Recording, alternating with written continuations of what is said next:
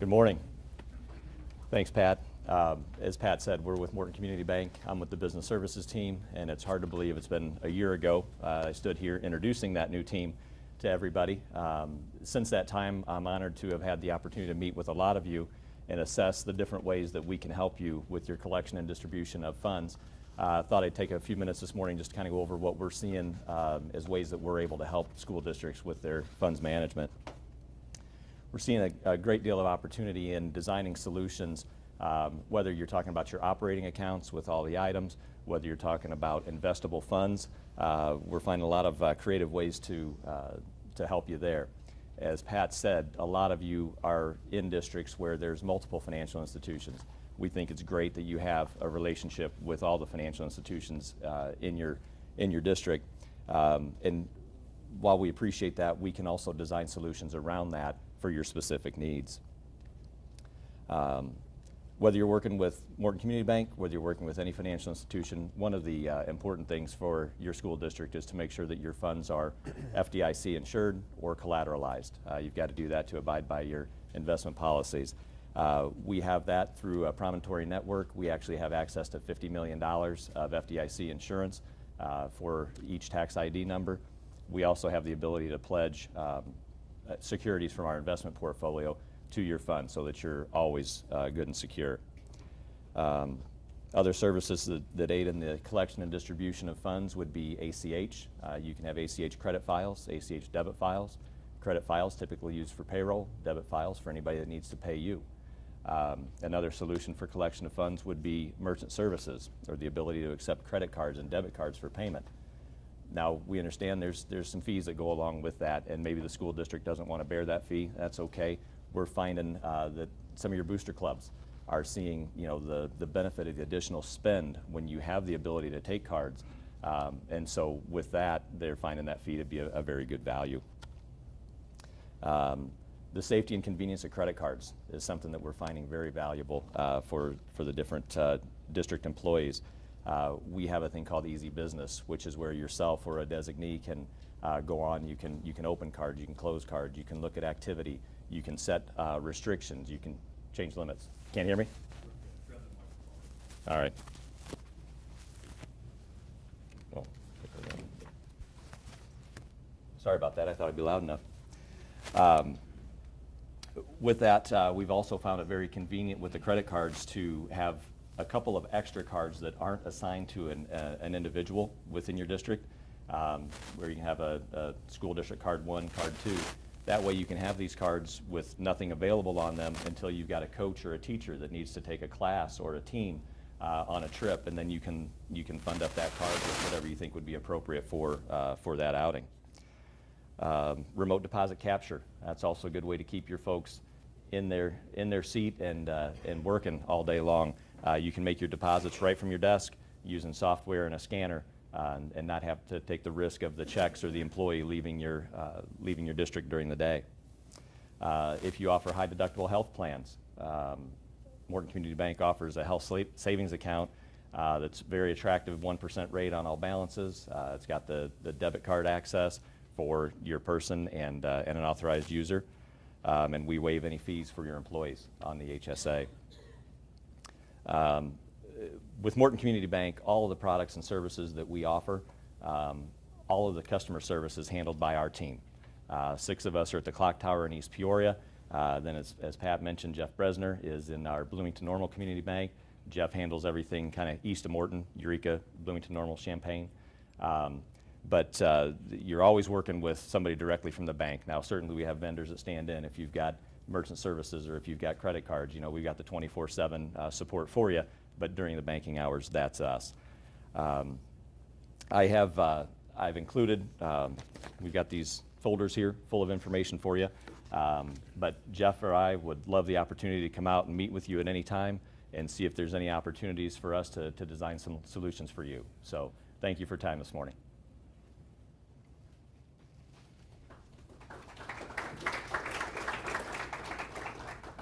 Can you hear me? Is it working? No? It's working for you? All right, good enough. I guess give you a little bit of background about myself. I've been with the bank for 5 years. Good? Use this? Okay. There you go. Yeah, got it. Wedding singer. Don't do that. No. I've been with the bank for 5 years.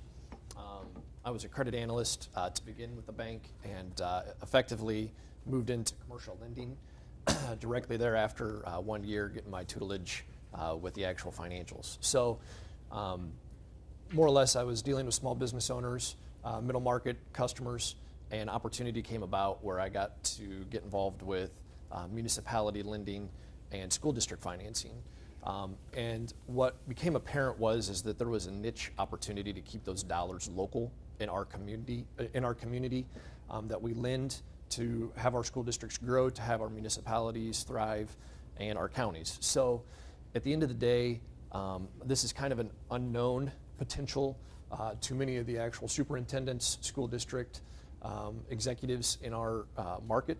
But basically, what you have here is the opportunity to go direct with the actual placement of fundings and refundings. So what that would basically look like and mean to you guys and the taxpayers is private placement versus public placement. And the biggest difference is the overall cost to the taxpayer, because when you're going to a public placement, you generally are having a fairly large underwriting fee that is effectively an expense third party that the bank is not incurring, the district is stroking a check for outside of that bond issue. So school districts can only borrow funds as bonds, and what we do is we partner up with legal counsel to basically ensure all of the correct documentation is documented, T's crossed, I's dotted, to ensure that the school district is following the state code that is in place. So we have the ability to underwrite the credit internally at a significantly reduced price point to the actual taxpayers and to the school districts. So that is obviously a very big value add to the taxpayer in that district. So as far as one of the biggest things that I wanted just to touch base on as far as originating capabilities, we all have a general understanding of what the different types of bond issues are. But when it comes to building bonds, where you have an erection of a new structure on your premises, typically speaking, your bond is going to be a fully funded bond up front, which means further, interest expense is going to be higher. What we have the ability to do is tailor and structure those particular bonds to where they're basically, think of it as a homeowner's, consumer loan, where it's a construction note. So you can basically create a drawdown feature where you're not funding that up front over the course of a 12 or an 18-month project to build a school, which would significantly reduce the actual interest expense to the taxpayer, which obviously means less levying of the actual dollars for real estate taxes, so forth and so on. So that opportunity is something that is probably not very prevalent in the public market, public placement, because you're effectively having somebody bidding on those dollars to get that return instantaneously, versus when you go with a private placement such as what we would have the ability to offer, you can really tailor that solution to what the actual need is.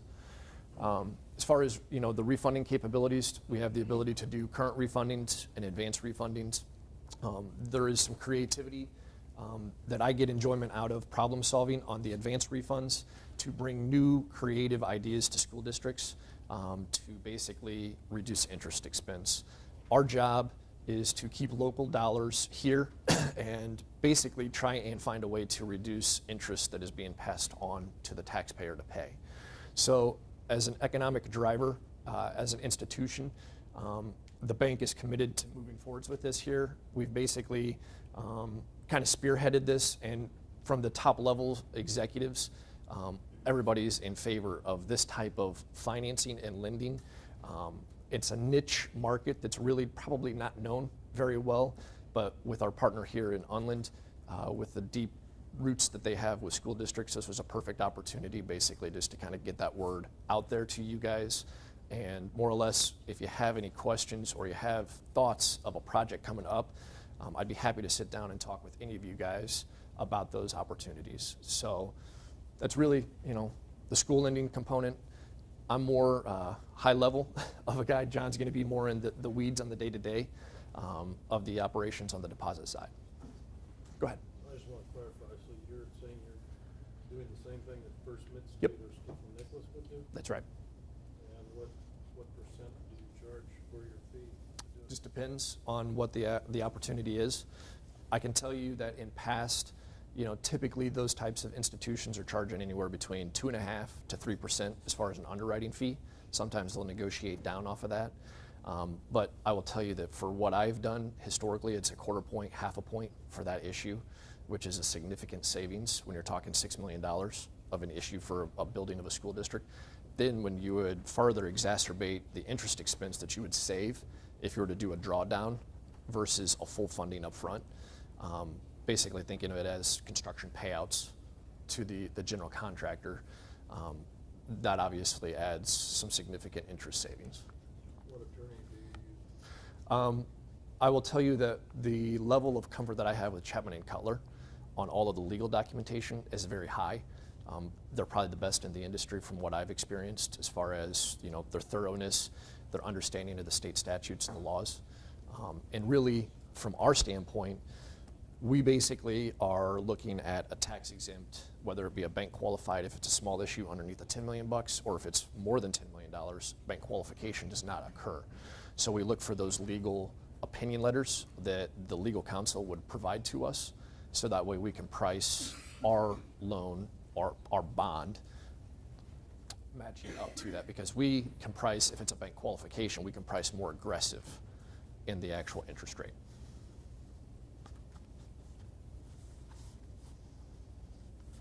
Any other questions at all?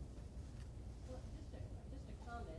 Yes. We've privately placed our bonds with you in the past. Yep. One of the real advantages to me has been that we don't have to go out and get a bond rating Yep. when we do that. It's a big process, very time consuming. We don't have a bond rating now, so we don't have to go through that whole process and cost. And we have a fairly large exposure on the investment side, so I want to be clear about this. There's an investment side of the bank, and then there's the loan side of the bank. The investment side is what you were referring to, where we are effectively buying bonds from the First Mids, from the Stiefels. As a return for us, we are providing that funding. What I'm referring to is we have the ability to go direct on the loan side. We match up effectively as a bond with all the legal documentation and cut out the expense that you were referencing of the Stiefels, of the First Mids, of the PMAs of the world. We have that ability to go and underwrite the credit internally. We have a very deep underwriting staff that has very good analytical capability. So we have found that that's an opportunity. The other part that I just wanted to make sure that you guys are aware of is our size. We're about a $3.7 billion far as asset size bank. What that means is we have a legal lending limit of about $90 million, but we self-restrict that to about $40 million with any one single borrower. So that being said, we have the ability to really take care of the majority of the needs for any school districts, in our market when the opportunity presents itself.